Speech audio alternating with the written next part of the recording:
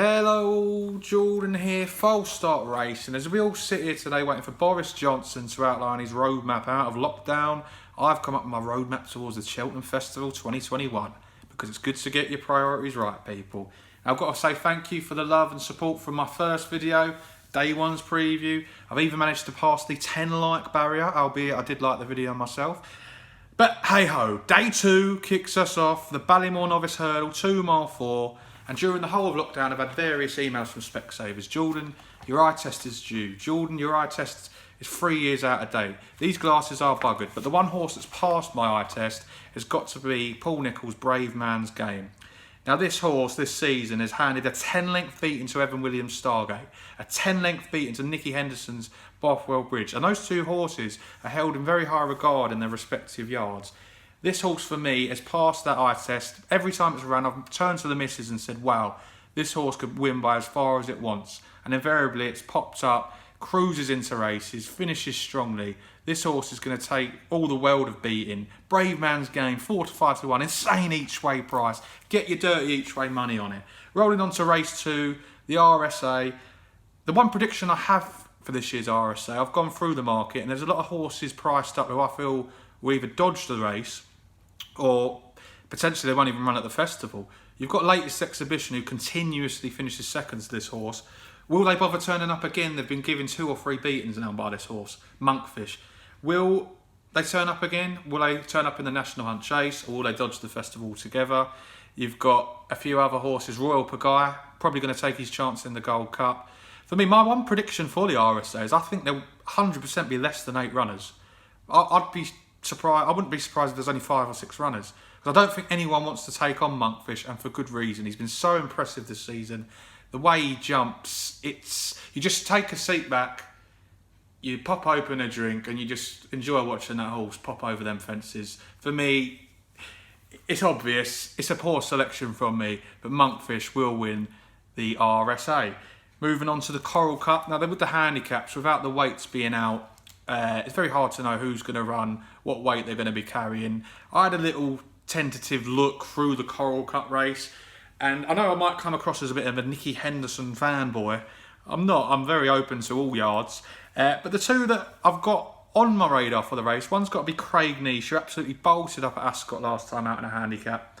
The second Eredivisie come out this weekend at Ascot in another handicap, finished 3rd, so franked the form somewhat. But the Craig Niche is gone up £12. He's rated 139, and I've looked back at the last few years in this Coral Cup. The bottom weights have been around 137, 138. So if Craig Niche can slip into this race, sneak in off a mark of 139, this could be a very, very interesting player each way. Currently, non-runner no bet 14 to 1. I think if he turns up here, that's an each way steal. The way he won at Ascot was so impressive, and I think there's more to come from this horse. The other one for Nicky Henderson in this race, Coral Cup, Birchdale, actually backed in the race last year. If you remember, it was a race, I think, won by Dame de Company. And it was very much one of the old races where Birchdale, it wasn't your turn, mate, to win. As we all know what the yard's like. It wasn't your turn, Birchdale. He actually finished the race strongly, finished 7th or 8th. But for me, it wasn't his turn to win that race. Now, he's tried chasing this season, and it's not going too well. He's gone down. The handicap rating on his hurdles mark is now down £1 lower than last year. If he was to revert back to hurdles and run in this race, they might actually try and win this time. And I think an each way play, 25 to 1 I've seen quoted, could be an interesting runner. But that's just tentative selections for now. Craig Niche and Birchdale. Moving on to the biggie, the Queen Mother Chase. And we've got a 4 to 6 favourite here, Chacun Poussoir, one of the Irish darlings. For me, my most controversial opinion maybe of the week, this is not a horse I'm on side with, people. I'm not on side with this horse at all. I don't think this horse has beaten much. His best performance for me was 2 or 3 years ago when he beat Defi de Soil in Ireland. Look who's been beat. Who's he been beating this season? Everyone's creaming in their pants. He ran last time out. His biggest challenger was pulled up, and he's beaten Fakir Dudery by 8 to 10 lengths. I'm not being funny. But let's put horses like Altior, Politolog, even Nuba Negra first flow in that race. Now the question you've got to ask yourself is, would they have beaten Fakir Dudery and Notebook? And for me, they would have. So for me, 4 to 6, for me, for a horse who's never turned up at Cheltenham, is far too short. far too short. I'm prepared to have egg on my face. So you've got to try and take him on. For me, each way, every other horse now is an each way player because your second favourite in, Altior, lowest price I think 6-1. Every horse you could back each way. For a 2-time winner in Altior, I know it hasn't been a great season for him. He was beaten first time out this season. He's missed the game spirit. However, for me, I've backed it anti-post at 10-1 each way, and I'm fairly happy sitting on that bet, knowing he's a 2-time winner.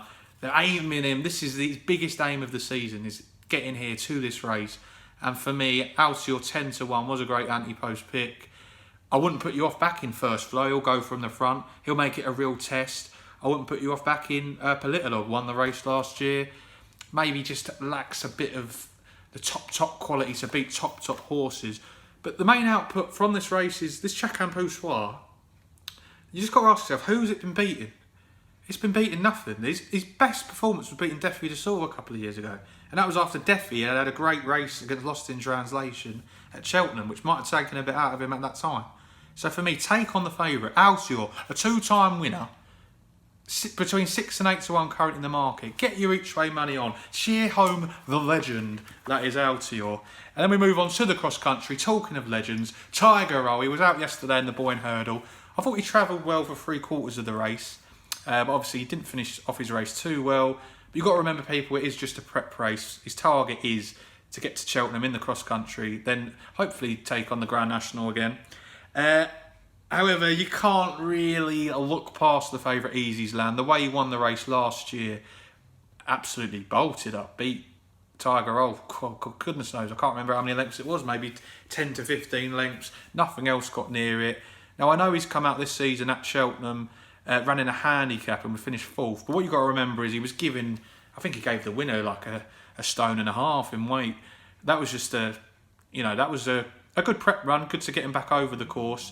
But I wouldn't be put off by that, to be honest with you. Now, with Tiger Roll slightly disappointing yesterday on his return over hurdles, I think this Easy's Land, if he repeats anywhere near last year's performance, if he's only half of that, I still think he's going to win this race. So Easy's Land, I think he's about 6-4, 2-1 now.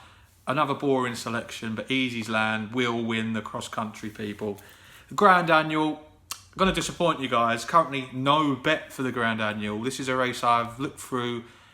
I've had a few tentative selections. I did follow another Nicky Henderson horse.